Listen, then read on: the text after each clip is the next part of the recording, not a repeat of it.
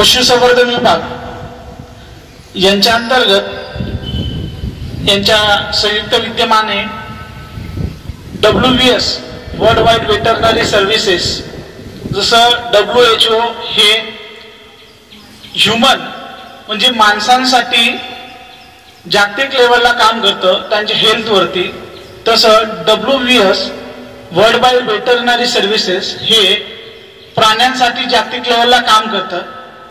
त्यांच्या अंतर्गत एक मिशन रेबीज एक असा प्रोजेक्ट आहे जो पूर्ण जगभर चालतो, विविध देशांमध्ये आणि आपल्या भारतात बऱ्याच राज्यांमध्ये हा प्रोजेक्ट चालतोय.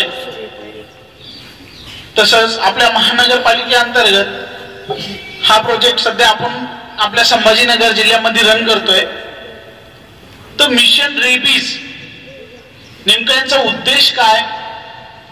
ही मिशन रेबीज या नावावरून आपण काहीतरी विचारपूर्वक आपल्या डोक्यात चालू असेल, चालतंय काही? रेबीज हा शब्द ऐकलाय? काय रेबीज? आजार. Very good. पण हा आजार कशापासून पसरतो, कसा पसरतो याच्याबद्दल वाचलंय कधी? आपल्या पुस्तकात पण आहे. हा रेबीजचा जो आजार आहे हा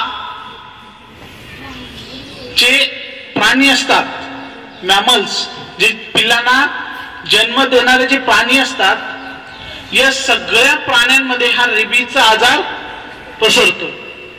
पण हा आजार जन्मताच त्या प्राण्यांमध्ये असतो का? आता माणसांमध्ये तो आजार पसरतो, मग माणसांमध्ये जन्मताच तो आजार आहे का? नाही. हा जो आजार आहे हा जवळपास 4000 वर्षापूर्वी हा आपल्या जमिनीवर सापडलेला आहे. पण तो आजार, तो जो व्हायरस आहे तो जंगलात जास्त असतो. म्हणजे ज्या ठिकाणी जंगल आहे, ज्या ठिकाणी जंगली प्राणी आहेत आणि जे हिंसक प्राणी असतात जंगलातले, त्या प्राण्यांमध्ये हे प्रामुख्यात आढळतं. जसं की लांडगा, माकड, कोल्हा, हे जे काही छोटे छोटे प्राणी असतात पण हे खूप हिंसक असतात, या प्राण्यांमध्ये हा आजार जास्त प्रमाणात आढळतो. पण आता हे जे जंगली प्राणी आहेत, या जंगली प्राण्यांमध्ये कुत्रा सुद्धा हा जंगली प्राणी गणला जातो. माहिती आहे ना? जंगलात पण कुत्रे असतात आणि मानवी वस्तीमध्ये पण कुत्रे असतात. पण हे जे कुत्रे असतात, हे कुत्रे जंगलातून कधी कधी मानवी वस्तीमध्ये येतात, कधी कधी मानवी वस्ती म्हणून काही खाण्यासाठी ते जंगलामध्ये जातात. पण जेव्हा ते जंगलामध्ये जातात, जंगलामध्ये गेल्यावर ज्या इतर प्राण्यांसोबत जेव्हा ते झटापट करतात, जेव्हा त्यांची एकमेकांसोबत भांडणं होतात आणि जेव्हा त्यांना जखम होते, ती जी जखम असते त्या जखमेवर कोणताही प्राणी असेल तो काय करतो? एक तर नख मारतो किंवा तो काय करतो? चावतो. मग आता एखादा प्राणी, एखादा माकड जर एखाद्या कुत्र्याला चावला आणि त्या माकडाच्या शरीरात रेबीजचा व्हायरस असेल तर तो व्हायरस काय करतो? त्या कुत्र्यामध्ये तो ट्रान्समिट करतो. पण कशा पद्धतीने करतो? तो कुत्र्याला चावतो, पण चावताना तो काय करतो की त्याच्या तोंडातली जी लाळ असती ती लाळ त्या जखमेवरती सोडतो. आता आपल्याला एखादा कुत्रा चावला तर कुत्रा कशा पद्धतीने चावतो? कधी 4 दात लावतो, कधी 2 दात लावतो. आपण जितकं म्हणजे त्याला जितकी ताकद, आपण जितके त्याला सोयीस्कर त्याच्या दबाड्यामध्ये आपली मांस येतो, तो तितक्या ताकदीने ते चावायचा प्रयत्न करतो. मग कधी कधी आपल्याला जेव्हा 4 दात लागतात तेव्हा ती तशी गोल जखम बनते, घड्याळीसारखी बनते ना? चावलाय कधी कुत्रा कोणाला? ओके. आता हा कुत्रा चावला जेव्हा ती जखम बनते आणि त्या जखमेवरती तो कुत्रा त्याच्या तोंडातली ही लाळ सोडतो. आता आपणही कोणाला जर चावलं, मी अशा पद्धतीने चावलं तर काय होईल? माझे दात त्या ठिकाणी लागतील, पण माझ्या तोंडातली जी लाळ आहे, जी लाळ माझ्या दातांवर आलेली आहे आणि जी माझ्या जिभेवर आहे, ती काय होईल? त्या जखमेवरती जाईल. पण जेव्हा तो कुत्रा चावेल, कुत्रा चावल्यानंतर त्या जखमेवर जेव्हा ब्लड बाहेर येतं, जेव्हा ते रक्तस्राव होतो, तेव्हा त्या रक्तामध्ये ती लाळ मिसळते आणि त्यांचं दोघं जेव्हा कॉन्टॅक्ट मध्ये येतात, एकमेकात मिसळतात, तेव्हा त्या लाळेतला जो व्हायरस असतो तो व्हायरस त्या रक्तात जातो आणि तो रक्त ज्या नसामधून आपल्या पूर्ण शरीरामध्ये पसरतो. आता जसं जसं ते रक्तप्रवाह आपल्या शरीरात जाईल तसं तसं तो व्हायरस काय तो आपल्या शरीरामध्ये जातो. पण जेव्हा तो शरीरात जातो तर तो सगळ्यात आधी आपला जो पाठीचा कणा असतो, आपला स्पायनल कॉर्ड, त्याच्यावर आघात करत असतो. कारण की स्पायनल कॉर्ड ही अशी जागा आहे की जी डायरेक्टली मेंदूपर्यंत कनेक्टेड आहे. आता पाठीमागून ज्या आपल्या वेन्स जाणार आहेत ते आपल्या ब्रेन पर्यंत कनेक्टेड आहेत. त्याच्यामुळे जेव्हा तो व्हायरस आपल्या ब्लड मध्ये जाईल तेव्हा त्या ब्लडच्या मार्फत तो काय करतो, आपल्या स्पायनल कॉर्ड पर्यंत येतो आणि स्पायनल कॉर्ड वरून ते हळूहळू आपल्या ब्रेन पर्यंत जातो. आणि एकदा का तो व्हायरस ब्रेन पर्यंत पोहोचला तर आपल्याला रेबीजची लक्षणं जाणवतात. आणि एकदा का जर रेबीजची लक्षणं जाणवली, एकदा का जर रेबीजची टेस्ट ही पॉझिटिव्ह आली तर जगात कोणत्याही देशात गेला तरी तुमच्यावर उपचार होत नाही. कारण की रेबीजवर आजपर्यंत वॅक्सिनेशन बनलेलं नाही. जसं कोविड होतं, कोविडवर वॅक्सिनेशन केव्हा होतं, त्याच्यापासून वाचण्यासाठी. पण कोविड झाल्यावर बहुतांश लोक बरे झाले का, नाही झाले, कारण की त्यांची रोगप्रतिकार शक्ती. तसंच हे जे रेबीज आहे, ही रेबीज तुमच्यामध्ये जेव्हा रेबीज एखाद्या व्यक्तीला होईल तो त्याचे सिम्पटम्स, त्याची लक्षणं 3 महिन्यानंतर, 6 महिन्यानंतर, 1 वर्षानंतर असे तो दाखवतो. असं का होईल, कारण की त्या व्यक्तीची इम्युनिटी पॉवर ही स्ट्रॉंग असेल आणि जो व्हायरस आहे तो व्हायरस इतका शांतपणे, इतका स्लोली आपल्या बॉडीमध्ये मुवमेंट करत असतो की ते लवकर लक्षणं दाखवत नाही. जसं डेंग्यू, मलेरिया, जसं आपल्याला मच्छर चावतात ते आपल्याला काही दिवसात ताप येणं, खोकला येणं, डोकं दुखणं, चक्कर येणं, या सगळ्या गोष्टी काही दिवसातच जाणवतात. का, कारण की ते खूप क्विकली ऍक्शन करतात आपल्या बॉडीमध्ये ते मच्छर चावल्यावर. पण जो रेबीजचा व्हायरस आहे, एखादा रेबीज वाला कुत्रा, प्राणी तुम्हाला चावला तर त्याला खूप जास्त कालावधी लागू शकतो तुमच्या ब्रेन पर्यंत जाण्यासाठी, कारण की तो खूप स्लो चालणारा एक व्हायरस आहे. त्याच्यामुळं आपल्याला जेव्हा कुत्रा चावतो तेव्हा आपण बऱ्याच गोष्टी इग्नोर करतो. आता जसं मी तुम्हाला सांगितलं की घाव बनतो, ते त्याची सलाइवा, त्याचा जी लाळ असते त्या ठिकाणी लागते, तिला शरीरात जाते रक्ताद्वारे, मग ती आपल्या ब्रेन पर्यंत पोहोचते. पण आपण जेव्हा कुत्रा चावतो तेव्हा आपण सगळ्यात आधी खूप काही चुका करतो. सगळ्यात मोठी एक चूक करतो की कुत्रा चावल्यावर आपण कोणाला सांगत नाही. सांगतो का आपण, नाही. आपल्याला घरच्यांची भीती वाटते, घरचे ओरडतील, मारतील, तू कशाला त्याच्याकडे गेला, कशाला त्याला कोडी केली, मग तो तुला चावला. आपण घरी सांगत नाही. दुसरं, आपण कधी शाळेत आपल्या टीचर्सला कधी कोणती गोष्ट सांगत नाही. आपल्याला भीती वाटते, आपल्याला त्यांचा धाक असतो, त्याच्यामुळे आपण कोणतीही गोष्ट त्यांना सांगत नाही. पण जर तुम्ही योग्य पद्धतीनं उपचार घेण्यासाठी तुम्ही कुठं जाल तर तुम्ही एकटे गेला तर तुम्हाला कोणी उपचार करणार आहेत का तुमच्यावर? तुम्ही आता सध्या कोणत्या हॉस्पिटलमध्ये जरी गेला तर कोणी तुम्हाला इंजेक्शन देईल का? नाही देणार. त्याच्यामुळं एक तर आपल्या घरी सांगणं गरजेचं आहे, दुसरं आपल्या टीचर्सला सांगणं गरजेचं आहे. म्हणजे काय होईल, एक तर तुम्हाला त्या हॉस्पिटलला नेतील आणि टीचर्सला सांगितलं तर तुम्हाला ते योग्य ते उपचार करण्यासाठी कुठं जायचंय, कशा पद्धतीने जायचंय याचं मार्गदर्शन करतील. पण आपण काय करतो की कुत्रा चावला तर आपण घरी सांगत नाही, काही दिवस तसेच जाऊ देतो आणि काही दिवस तसे गेले, 2-3 महिने असे गेले की नंतर आपल्याला चक्कर येणं, आपल्याला ताप येणं, उलटी होणं, आपल्याला अशक्तपणा वाटणं, आपल्या शरीरात पूर्ण पॅरालाइज होणं, म्हणजे आपल्याला चालताना उठताना त्रास होणं, या सगळ्या गोष्टी आपल्याला जाणवतात. या सगळ्या गोष्टी त्या कुत्र्याला देखील होतात. जर तुम्हाला रेबीजवाला कुत्रा ओळखायचा आहे किंवा चांगला कुत्रा ओळखायचा आहे तर जो कुत्रा सतत चालताना तोंडातून लाळ घालतो, जो कुत्रा एखाद्या गोष्टीला चावायचा प्रयत्न करतो, लाकूड असेल, टायर असेल, दगड असेल, एखादं पाणी असेल, एखादा व्यक्ती असेल, हवेत जंप करणं काही नसताना, हा जो कुत्रा असतो हा कुत्रा रेबीज झालेला असू शकतो. पण हा कुत्रा खूप जास्त अग्रेसिव्ह असतो, त्याच्यामुळे आपण त्याला समजू की हा रेबीज झालेला आहे. पण काही कुत्रे असे असतात की ते खूप शांतपणे एका जागेवर पडलेले असतात. म्हणजे तुम्ही एखाद्या शाळेच्या आता ते जिन्याखाली एखादा कुत्रा बसेल असेल, तो एकदम शांतपणे बसलाय, तुम्ही इथून जाताय तर तुम्हाला काहीच करणार नाही, तुम्ही इथे बसलाय काहीच करणार नाही. पण जेव्हा तुम्ही त्याच्या जवळ जाशाल तेव्हा तो तुमच्यावर अटॅक करतो. म्हणजे लांबून तुम्हाला असं वाटतं की तो काहीतरी आजारी आहे, तो काहीतरी दुःखात असेल, तो झोपतोय, आपल्याला सगळ्या गोष्टी वाटतात. त्याच्यामुळं आपण त्याच्याजवळ जाण्याचा प्रयत्न करतो आणि तो आपल्याला चावतो. मग ही दोन लक्षणं, ही दोन प्रकारची कुत्री रेबीज झालेली असतात. मग आपण याच्यात फरक करू शकतो का? आपल्या घरातला कुत्राही खूप शांत असतो, खूप चांगल्या पद्धतीने आपल्या सोबत खेळतो, पण अचानक तो सुस्त पडतो, मग आपण त्याला दवाखान्यात नेतो. पण आपण समजू शकतो का त्याला रेबीज झालेला आहे? आणि एखादा खूप गल्लीतला कुत्रा असेल, तो खूप डेंजर आहे, त्याचा स्वभावच आहे पहिल्यापासून का तो भुकतो हे करतो, पण त्यालाच रेबीज झाले, मग त्याला आपण ओळखू शकतो का? नाही. आपण त्याला समजू की याचा रोजचाच आहे, हा रोजच असं करतो.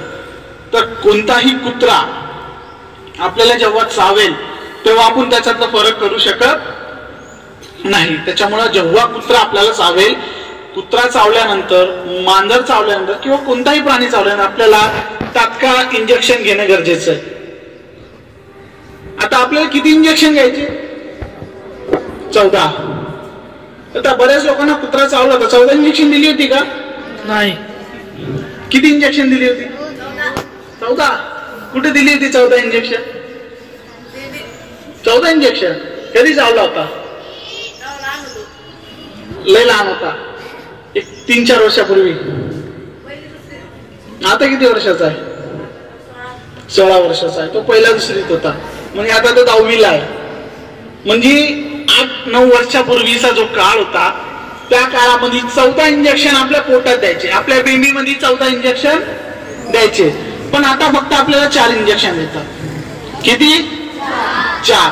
पण आता हे 4 जे इंजेक्शन आपल्याला देतात, त्याच्यापैकी एक जो इंजेक्शन असतो तो आपल्याला ज्या ठिकाणी कुत्रा चावला त्या ठिकाणी 4-5 वेळेस टोचतात,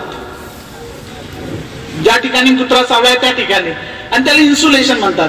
पण आपण काय समजतो की हा जो मला 4-5 वेळेस टोचला म्हणजे मला किती इंजेक्शन दिली?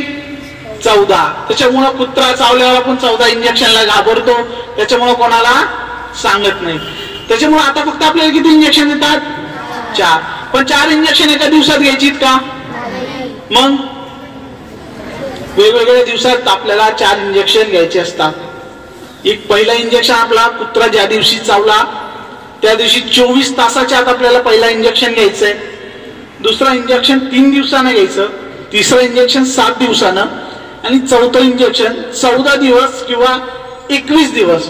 हे 4थं इंजेक्शनचं हे टाइम पिरियड आहे. असं 21 दिवसामध्ये तुम्हाला किती इंजेक्शन घ्यायचे? 4. पण आता ही 4 इंजेक्शन ही 14 दिवस आणि 21 दिवसातच का घ्यायची? आणखी तुम्हाला चावलेला जो कुत्रा आहे तो जर 14 दिवसात मेला तर तो रेबीज वाला आहे की नाही याची टेस्ट केली जाते. कारण की रेबीज झालेला कोणताही प्राणी असेल, कुत्रा असेल, मांजर असेल, ते 14 दिवसाच्या वर किंवा 21 दिवसाच्या वर जगत नाही, ते 14 दिवसात मरून जातात. त्याच्यामुळं तो जो इंजेक्शनचा टाइम पिरियड असतो तर त्या पद्धतीनं दिलेला आहे. कारण की तुम्हाला जर का एखादा रेबीजवाला कुत्रा चावला आणि तो कुत्रा जर 14 दिवसात मेला, त्याची टेस्ट पॉझिटिव्ह आली तर तुमच्यावर पुढचा उपचार करतात. पण पुढचं आता तर मी सांगितलं की त्याच्यावर उपचारच नाही, मग पुढचा उपचार काय असेल? कारण की तुम्ही जो वॅक्सिनेशन घेतलेत ना आधीचे 4-3, तेच वॅक्सिनेशन तुमच्यासाठी कंटिन्यू करतात आणि त्यानंच तुमच्यात अँटीबॉडी सोडल्या जाते आणि जो रेबीजचा व्हायरस तुमच्या शरीरामध्ये फिरतोय त्याला ते अँटीबॉडीज काय करते? मारते. त्याच्यामुळं कुत्रा कोणताही चावला तर आपण त्याच्यावर लक्ष ठेवणार आहे का? तो 14 दिवसात मरतोय, महिन्याभरात मरतोय, वर्षभर जगतोय, आपल्याला कळेल का? नाही. त्याच्यामुळे कोणताही कुत्रा चावला तर आपल्याला इंजेक्शन घेणे गरजेचं आहे. मग आता आपल्याला 4 इंजेक्शन घ्यायची आहेत. पण आता ही 4 इंजेक्शन घेण्यापूर्वी आपण काय करतो, आपल्या घरी जेव्हा जातो, घरी गेल्यावरती आपल्यावर आयुर्वेदिक पद्धतीचे उपचार करतात, जुन्या पद्धतीचे उपचार करतात. माहितीये काय उपचार करतात जुन्या पद्धतीचे? कुत्रा चावल्यावर केलंय कधी तुमच्यासोबत? ज्याला कुत्रा चावलाय त्याच्यासोबत पाहिलंय कधी? तंबाखूचा चुना लावतात, आपल्या भाजीत जी हळदी पावडर टाकतो ती लावतात, तुळशीचा पाला तसं चुळून त्याचा रस टाकतात, पट्टी बांधतात. या सगळ्या गोष्टी आपल्या कुत्रा चावल्यावर आपल्या सोबत त्या केल्या जातात. आणि हे सगळं झालं की मग काजळ्याचा एक बाबा भाकर खायला देतो. माहितीये, काजळ्याचा एक बाबा भाकर खायला देतो, त्यानं कुत्र्याचं विष उतरतं. पण कुत्र्याचं विष चढतं का? कुत्र्यामध्ये विष असतं का? नाही, तो एक व्हायरस आहे. आणि आयुर्वेदीनं स्पष्टपणे त्यांच्या पुस्तकात जाहीर केलेले की रेबीज नावाच्या आजारावर आयुर्वेदामध्ये आजपर्यंत कोणताही उपचार आम्ही शोधू शकलेलो नाही आणि आयुर्वेदिक पद्धतीने त्याच्यावर कोणताही उपचार होणार नाही. त्याच्यामुळे आपण या सगळ्या अंधश्रद्धा आहेत. तर बाबा आपल्याला भाकर देतो, मग त्याच्यानंतर कुत्रा चावलेला आहे, तो कुत्रा रेबीजवाला असला तरी आपण बरे होऊ, हे सगळ्या गोष्टी आपल्या डोक्यात आहेत. पण आपण जेव्हा या सगळ्या गोष्टी करतो तेव्हा काय होतं की जेव्हा आपण त्याच्यावर हळद पावडर लावतो, जेव्हा तंबाखूचा चुना लावतो, तेव्हा काय होईल तर ती जी जागा, त्याचं तोंड उघड आहे, त्या जागेचं तोंड पूर्णपणे बंद होऊन जातं. जर आपल्याला एका हॉलमध्ये बंद केलं, दरवाजा लॉक केला, बाहेर जाता येतं का? जोपर्यंत दरवाजा उघडणार नाही तोपर्यंत बाहेर जाऊ का? नाही. तसंच ती जी जखम आहे त्या जखमेला जेव्हा हळद लावू, जेव्हा त्याच्यावर पट्टी बांधू, तेव्हा काय होईल तर त्याचं तोंड पूर्णपणे बंद होईल आणि ती लाळ ज्या ठिकाणी आहे त्या ठिकाणी जी लाळ आहे आणि त्या लाळेतला जो व्हायरस आहे तो पूर्ण 100% आपल्या शरीरामध्ये जाण्याची शक्यता असते. का? की त्याला सूर्यप्रकाश लागतोय का? तो मरतोय का? नाही. त्याला आपण उलट जीवनदान देतोय, त्याच्यावर पट्टी बांधतोय, त्याच्यावर हळद लावतोय, तंबाखूचा चुना लावतोय, या सगळ्या गोष्टी करून आपण त्याला जीवनदान देतोय. मग यानं रेबीजचा जो व्हायरस आहे तो बाहेर येणार का? नाही येणार. तो पूर्णपणे आपल्या शरीरामध्ये जाणार. मग आता आपल्याला रेबीजचा जो व्हायरस आहे तो आपल्या शरीराबाहेर काढायचा आहे. तर त्याच्यासाठी आपण काहीतरी फर्स्ट एड करणार की तसंच रक्तानं माखलेलं हात, तसंच रक्तानं माखलेलं पाय, ज्या ठिकाणी कुत्र्यानं चावले तसं डॉक्टरकडे जाऊ का? आपण जातो का आपण तसं डॉक्टरकडे? नाही. त्याच्यावर आपण काही ना काही उपचार करू, घरगुती काही ना काही फर्स्ट एड करू त्याच्यावर. तर त्याचा मी डेमो देतो आणि ते सांगतो तुम्हाला किती कशा पद्धतीने करायचं. याला तुम्ही चांगलं लक्ष देऊन ऐकायचंय, लक्ष देऊन बघायचंय. एक जण येतं,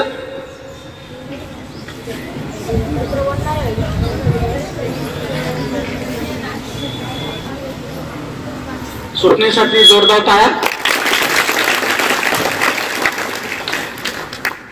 आता मी तुम्हाला एक फर्स्ट एडचा छोटासा डेमो सांगतो. तो आपण घरी कशा पद्धतीने करू शकतो. आपण जनरली सगळ्यांच्या घरी त्या गोष्टी अवेलेबल असतात आणि ते सायंटिफिकली आपण ते घरी करायलाच पाहिजे. कुत्रा चावला, मांजर चावला, नख मारली, कोणताही जनावर चावला तर आपल्याला ही गोष्ट करणं गरजेची आहे.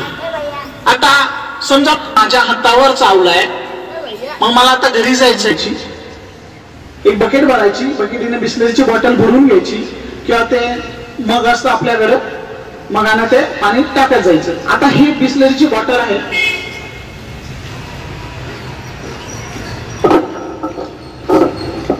आता कुत्रा मला या ठिकाणी चावलाय, हे पाण्याचं नळ आहे समजा, दिसतंय तुम्हाला?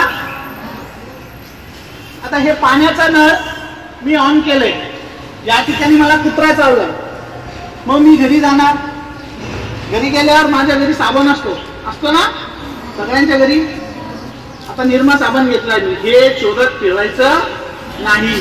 कपडे धुण्याचा असेल, भांडे धुण्याचा असेल, आंघोळीचा असेल, कोणताही साबण असेल, कोणत्याही कंपनीचा असेल, तुम्ही तो यूज करू शकता. कंटेंट सगळ्या साबण मध्ये सारखेच असतात. त्याच्यामुळे जेव्हा आपण हा नळ चालू करायचा, साबण घ्यायचं आणि त्या नळाखाली हे पाणी पडतंय, वाहत्या पाण्याखाली कमीत कमी त्याला काय करायचं 15 मिनिटं वॉश करायचं. जेव्हा हे पाणी पडतं, आपण त्या जखमेला जेव्हा वॉश करतो तेव्हा काय होतं की वॉश केल्यानं ती जी जखम असते त्या जखमेवरती जी लाळ लागलेली असते आणि या साबणीचा जो फेस बनतो तो फेस आणि तो वाहणारं पाणी, त्या फेसद्वारे जो पाणी वाहतं ते पाणी त्या जागेवरून काय होतं खाली वाहतं आणि जो फेस बनलेला असतो तो फेस काय करतो, त्याच्या ठिकाणी जी लागलेली लाळ असती ती लाळ त्या पाण्याद्वारे काय करतो वाहून नेतो.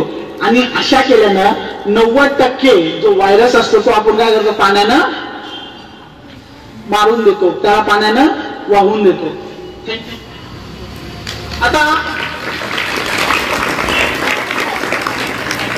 आता आपण त्याला साबणानं स्वच्छ केलं, त्याला 15 मिनिट आपण कंटिन्यू वाहत्या पाण्याखाली केलं, पण त्याच्यानंतर त्याला चांगला थोडा कपडा घ्यायचा, थोडंसं पुसून घ्यायचं, थोडासा कॉटन घ्यायचा, कापसाचा बोळा घ्यायचा आणि सगळ्यांच्या घरी डेटॉल असतं, आयोडीन असतं, त्याला काय असतं कापसाच्या बोळ्यावर टाकायचं आणि थोडं थोडं थोडं त्या ठिकाणी लावायचं आणि लगेचच डॉक्टरकडे जाऊन काय करायचं इंजेक्शन घ्यायचे. आता इंजेक्शन घेण्यासाठी तुम्ही डॉक्टरकडे जाणार, तुम्ही इंजेक्शन घेणार, मग याच्यापासून काय होईल की रेबीज पासून तुम्ही वाचाल. त्यांना इरिटेट करायचं नाही, त्यांना पळवायचं नाही. कोणताही कुत्रा आपल्या बाजूला येऊन उभा असला तर त्याच्या डोळ्यात डोळे घालून बघायचे. तुम्ही 2-3 सेकंद त्याच्या डोळ्यात डोळे घालून बघितलं की त्याला अग्रेशन निर्माण होतं आणि तो तुम्हाला चावतो. त्याच्यामुळे कोणत्याही कुत्र्याच्या डोळ्यात डोळे घालून बघायचे नाही. मग आता आपण ह्या सगळ्या गोष्टी केल्या नाही तर कुत्रा आपल्याला चावेल का? नाही. पण आपण काही न करता, कुत्रा न चावता देखील आपल्याला रेबीज होतो. मग तो कसा? आपल्याकडे लहान लहान पिल्लं असतात, मांजरीचे, कुत्र्याचे, आपण त्यांना अंगा खांद्यावर खेळवतो आणि आपल्याला सवय असते कुत्र्याला असं धरायची, पिल्लाला, त्या मांजरीच्या पिल्लाला असं धरायची. जेव्हा आपण त्याला असं धरू, असं असं खेळतो त्याच्यासोबत, बरोबर, त्याला असं हलवतो म्हणजे त्याचा पूर्ण मेंदू हलतो, बरोबर. त्या लहान बाळाला पण असं खेळू नये असं सांगितलंय, कारण की लहान बाळाचा जो मेंदू असतो त्याच्या कवटीतला जो भाग असतो तो नाजूक असतो आणि तो इकडे तिकडे हल्ला तर एखादी नर्व्स त्याची डॅमेज होऊ शकते. तर आपण जेव्हा ते लहान पपीला, त्या किटनला आपण जेव्हा असं असं खेळवतो तेव्हा काय होतं की त्याच्या तोंडातली जी लाळ असती ती लाळ खाली पडते. लहान पिल्लाच्या तोंडात लाळ असती ना कुत्र्याच्या, पण ती आपण असं खेळवतोय आणि त्या पिल्लाला बेबी झालेलं असेल, तो पिल्ला काही करणार नाही कारण तो लहान आहे. तो तुम्हाला जास्तीत जास्त 15-20 दिवस चावेल, पण तो चावला तर आपण इग्नोर करू का, आता लहान पिल्लू आहे. पण ते इग्नोर करण्यासारखं आहे का? नाही. पण तो चावला नाही, तुम्ही त्याला खेळवताय, त्याच्या तोंडातली जी लाळ आहे ती लाळ तुमच्या डोळ्यात जाऊ शकते, तुमच्या नाकात जाऊ शकते, तुमच्या तोंडात जाऊ शकते. तुम्ही जेव्हा त्याला खांद्यावर खेळवताय तेव्हा ते कान चाटतं, त्या कानातून ती लाळ तुमच्या शरीरामध्ये जाऊ शकते. कारण की हा जो आहे तो ओपन पेस एरिया आहे आपला. कारण की डोळ्यातून अश्रू येतात, नाकातून शेमूड येतं ना, कॉमन आहे, सगळ्यांना सर्दी होती. कारण की हे वेस्टेज या ठिकाणून येतं. तोंडाला आपण पाणी पितो, जेवण करतो, ते आपल्या शरीरामध्ये जातं. पण तीच लाळ जेव्हा आपल्या शरीरामध्ये या अवयवांद्वारे जाईल तेव्हा देखील आपल्याला रेबीजचा आजार होतो. त्याच्यामुळे कुत्र्याला अंगा खांद्यावर जास्त खेळवायचं नाही. कुत्र्याला, मांजरीला त्याची जीभ आपल्या शरीराला लागू नये याची काळजी घ्यायची. आपल्याला त्यांना चाटू द्यायचं नाही याची काळजी घ्यायची. नाहीतर मांजर काय करते, नख मारती, जाती, 5 मिनिटात वापस येते, त्याला रक्त दिसतं, ती परत चाटती, परत ते चाटल्यानंतर परत त्याच्या तोंडातील रक्तात मिसळती, परत ते रक्तात शरीरात जाईल. त्याच्यामुळे त्यातूनही आपल्याला रेबीज होऊ शकतो. त्याच्यामुळे मांजरीने नख मारले तरी हात धुणं, ती जागा धुणं गरजेचं, इंजेक्शन घेणं गरजेचं. बरं, आता कुत्र्याच्या लाळेद्वारे आता डायरेक्टली ओपन पेस एरिया मधून आपल्या शरीरात गेलं आपल्याला रेबीज होऊ शकतो. पण कधी कधी तुम्ही कोणतीच गोष्ट केली नाही, मी सगळं सांगितलं, तुम्ही कुत्र्याची खोडी केली नाही, एखाद्या कुत्र्याला अंगा खांद्यावर खेळवलं नाही, पण एखादा कुत्रा असतो की तो इतका आगाऊ असतो की तो रोज तुमच्या मागं लागतो. आणि मागं लागला की तुम्ही काय करता, दगड घेता. बरं, दगड गेल्यानंतर तुमचा राग शांत होईल का त्याचा राग शांत होईल? तुमचा राग शांत होतो, पण त्याचा राग शांत होतो की वाढतो? आणि त्याचा राग वाढला तर 7 चावल्यानंतर पण प्रत्येक कुत्र्यापासून होतो का? नाही. मग डेबिजोला कुत्रा ओळखू शकतो का? नाही. परत एखादा कुत्रा तुमच्या मागे लागला, तुम्ही जोरात धावताय, त्याच्यासोबत रनिंग करू शकता का? त्याच्या बरोबरीनं पळू शकतो का आपण? 2 व्हीलर पळू शकते का त्याच्या बरोबरीनं? पळू शकते. आणि तो चाकात आला मग काय करायचं? मग तुम्ही पडशाल, तो बी मरणार, तुम्हाला मार लागणार, तुमचा ऍक्सिडेंट होणार. मग अशा वेळेस काय करायचं? कुत्रं मागं लागल्यावर एका जागेवर थांबायचं. Very good. पण कशा पद्धतीनं थांबायचं? एक छोटस डेमॉन्स्ट्रेशन आहे. फक्त 5 मिनिटं मी ते डेमॉन्स्ट्रेशन तुम्हाला करून दाखवणार. ठीक आहे?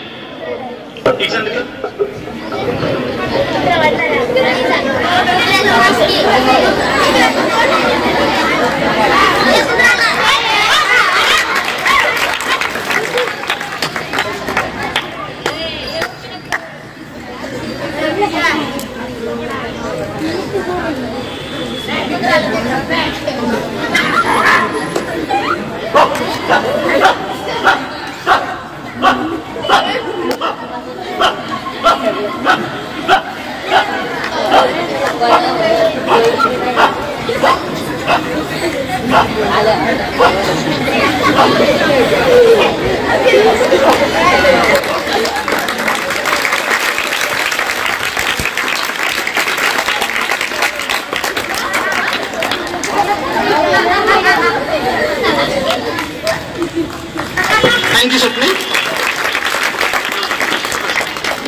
बरं, आता तुम्ही काय पाहिलं?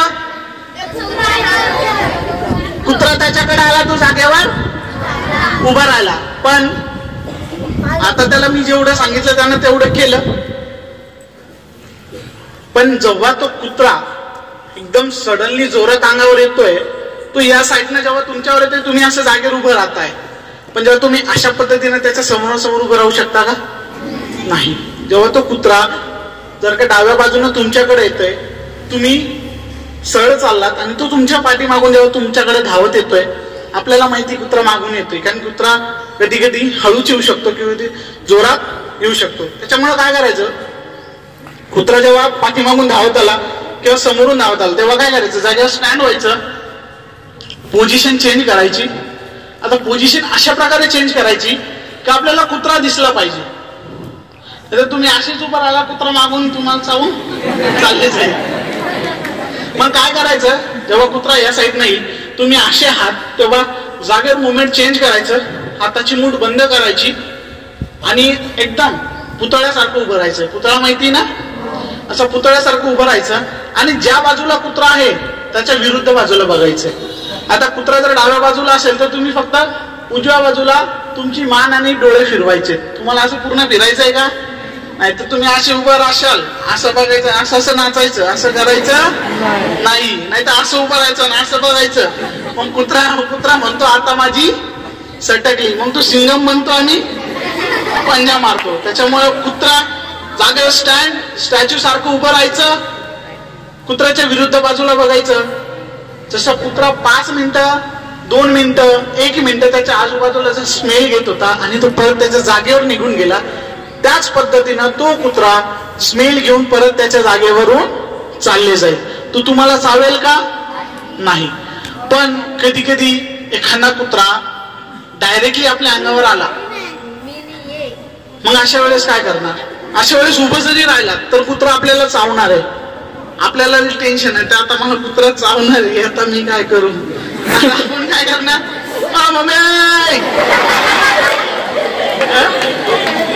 ओरडतो ना आपण, सगळेच ओरडतो.